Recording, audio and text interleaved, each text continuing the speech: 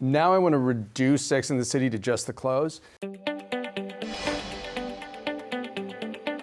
The tutu in the opening credits. Okay, so the tutu in the opening credits, Pat Field. We talked a lot about what this should be. Thrilled that that was the decision we made. I would never wear it myself personally. But it just became perfect for the opening credits because it... Yes. So it's so good for the pie in the face. Surprising, Yeah. The LA episode, the sheer tunic. Yeah, Pat and I worked a lot on that. This was, I think, a bathing suit actually from her store on 8th Street. Really? Which probably men wore even better than I wore, if you know what I'm talking about. I know what you mean. And with the minute I saw that, we knew what we wanted to do with that. And because it was at the Playboy Mansion, we thought, where else is Carrie going to wear that? Oh, I love this. The Chanel blouse Yes. and pirate pants. Yeah, and I think what those were... What are they? I think they're Tie-dye. like leggings. Oh, yeah. I think they're leggings, scarf in the head. Are those big hoochie earrings? No. I remember, yes, this dress. The Galliano newsprint dress. Yeah, we borrowed this. I knew when I saw this dress what I wanted it to be, and what I loved was that Michael Patrick knew how to shoot this dress. Eventually, it was shot in that episode in a really long lens from up the street. I think I'm crossing Park Avenue at one point in that dress, which I would never have the courage to do as me.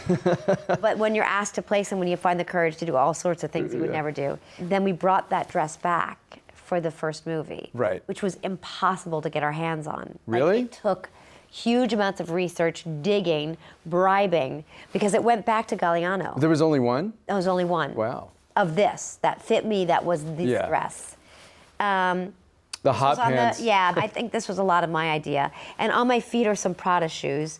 Weren't we on the roof? You were on the roof, yeah. Yeah, this was very hot that day. And also, I want to ask about the signature flower. Yes. So when did you start the flower? I can't remember, fairly early. I mean, that was something that Pat and I both wanted. And the minute it became kind of, it showed itself in our heads, it was like, oh, that's going to be there for a while. That's going to be something.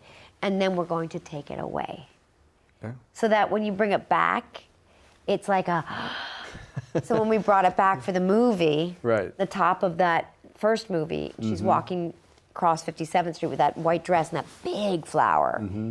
It's the size, too, that mattered on that. You know, it was like... Yes, you know? But Pat was so good at giving and taking.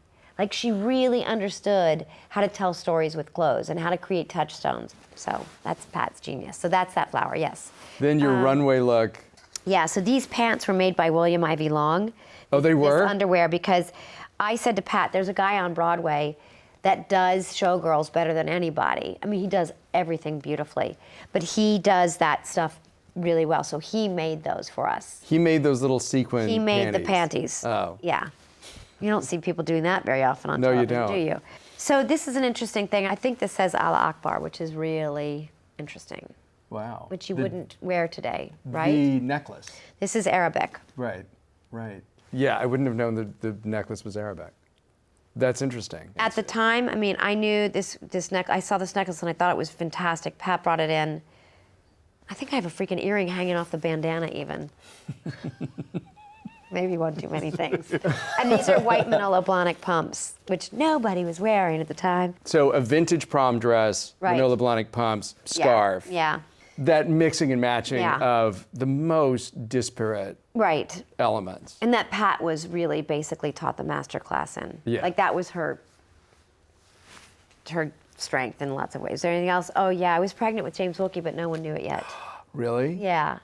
And the skirt kept blowing up and I kept vomiting. Oh, Every God. time they'd be like changing the lens, I would run back to the trailer and vomit. I had such bad morning sickness. Oh, wow. And I was so afraid when my skirt blew up that you would see. No one knew at work. And there were paparazzi always everywhere. That's Paris. That was our first couple days in Paris. I mean, That's a one Sonia of. Rykiel outfit. I freaking love that. That whole period was just kind of idyllic. And then that was the dress we had absolutely no reason to use. And Exactly. Michael Patrick was like, what do you mean?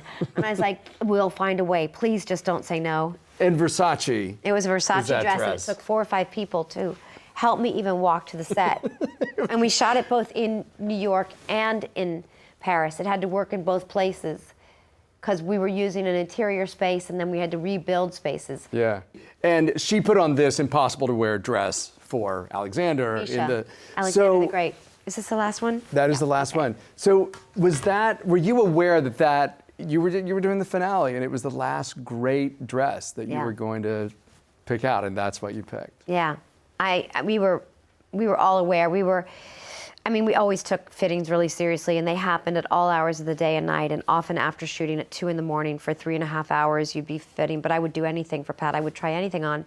But those last 2 episodes in Paris became monumental for us. And every outfit spoke volumes and said more than we could say in words. And every shoe, every earring, every bag, you pick a shoe and you don't care what you're going to ask yourself to do in it. You just do it. And when she's running around the Place de la Concorde in Paris and missing big, that whole thing, the sequence toward the end of the Paris stuff, and she's left Misha.